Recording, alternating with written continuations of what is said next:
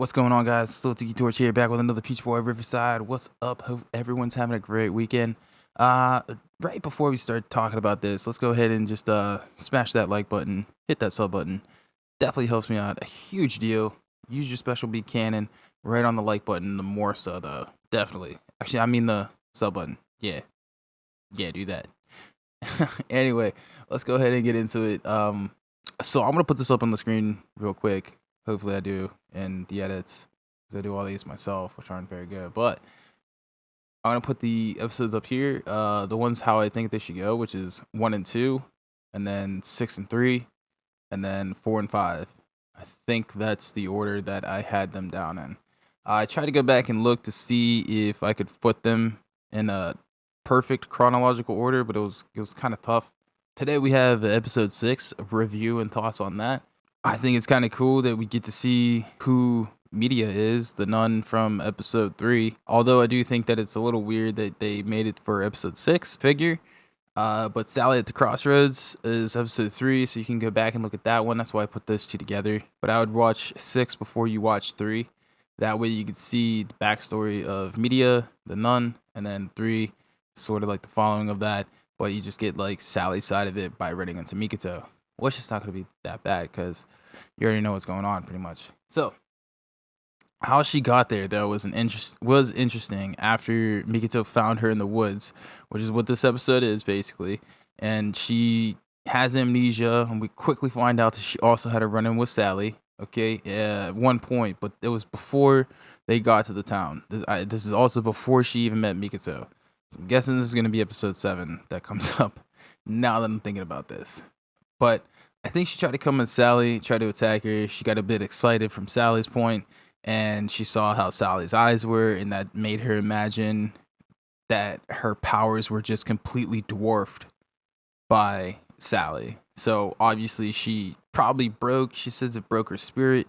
So I think when it broke her spirit, it just made her snap in her mind and kind of got that PTSD going and made her kind of, regress and just forget so that she didn't have to deal with that type of trauma. That's just how much power she had, I guess. Media does have some animosity towards ogres, but it's only certain ones. So the certain ones that they are the ones that are lower in rank compared to her. So there is one that comes up. It's the Nameless Ogre, which is the one that's with Sumeragi in Juscelino in the graveyard trying to summon using the 100 Demon Smell is what I should say. The one's coming face to face with the one called the Nameless Ogre, who was sent to retrieve her, but instead wanted to slay her due to her running away from her lord Juki, who was a tree ogre that was slayed by Sally. Sally then gave an order, much like she does with Frau, when she says it's princess orders, even though she is no longer a princess and has no authority anymore. But that's just how she does it. I mean, she does the same thing with Frau, so. But Mikito is also a big part of the episode because his traveling companion, the dog, is someone who has been around for a very long time, but does not side with ogres any more than he does with Mikito. He hints that Mikito has taken the name of his senpai, or someone whom he looked up to. It could be the father of him, and after the father's death, he decided to take up his name and carry on his legacy.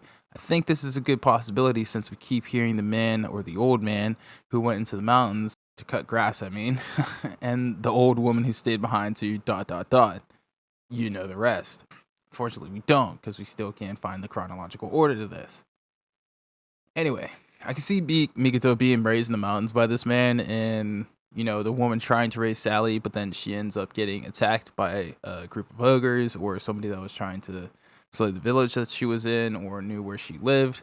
And then she sought refuge at the nearby castle, where Sally then became the princess, because the king may not have had any prospects.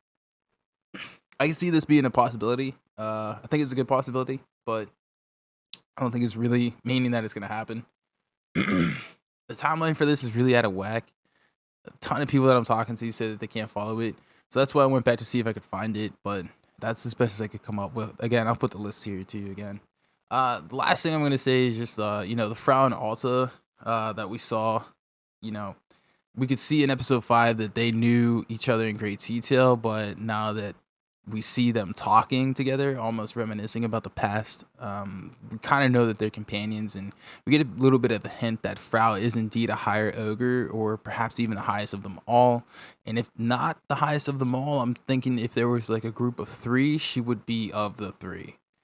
So we know that she keeps getting revived too. So, but she and Miki both see that Hawthorne are two really good humans, and that they know, or at least Frau knows, that there are more like them.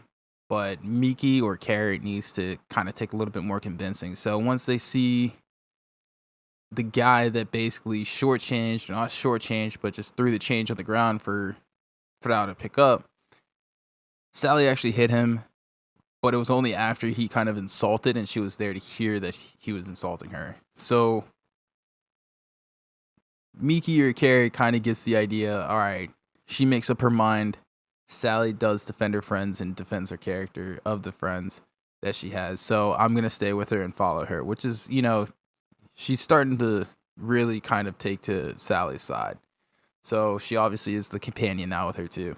I'm still confused a lot by this series, to be honest. And each time I go back to rewatch a snip here or there, I always catch on to something else that happens later or earlier. I don't even know anymore. I mean, what the timelines are now in this anime. It's actually kind of aggravating.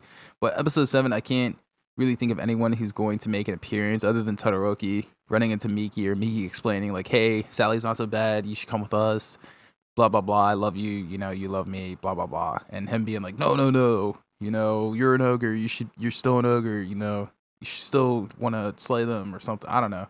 I think that's what's going to happen pretty much. We're just going to get an episode like that, and then, like I said, obviously an episode that's probably a little bit more into media, because Musa have Sumeragi, Giuslino, and the Nameless Ogre, and the old man who still hasn't really had their real spotlight yet. I mean, Sumeragi, I guess, has, and Giuslino in a way has, but it's more like an introduction for her rather than a spotlight. Old man definitely hasn't had his, nor has Todoroki. He only had that split like 2 minutes, that was it. And then him looking like Killua for a little bit, and then that was pretty much it. But I think episode 7, we're going to get, be able to kind of piece some stuff together, hopefully, and then maybe we could kind of go forward instead of going back and forward at the same time.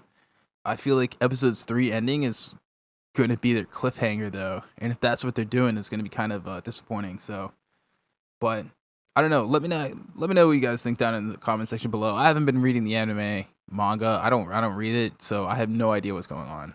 So if you guys are having just as much confusion, hit that like button. If you're enjoying the series, leave a like, and let me know what you think about Frau. Is she one of the higher ogres, or is she the highest ogre? Is she a demon king? Let me know. Comment down below. Hope to see you guys in the next vid. Later.